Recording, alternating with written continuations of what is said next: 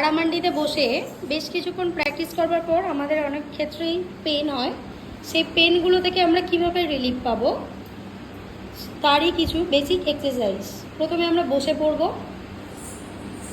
বসে পড়ে butterfly close করব, করে পা দুটোকে একটু করব, বাটারফ্লাই করব, মুভিং বাটারফ্লাই।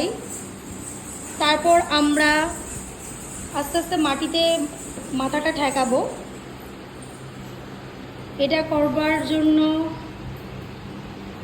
করবার ফলে আমরা কিন্তু অনেকটাই আড়ামান্ডির পজিশনে করবার পর যেটুকু কষ্ট হয় অনেকটাই রিলিফ পাবো। তাছাড়াও আমরা পা দুটো সাইড করব, করে প্রত্যেকটা পায়ে 5 বার করে আমাদের অপোজিট হাতটা টাচ করব। 1 2 3 4, then next 1 2 3 4।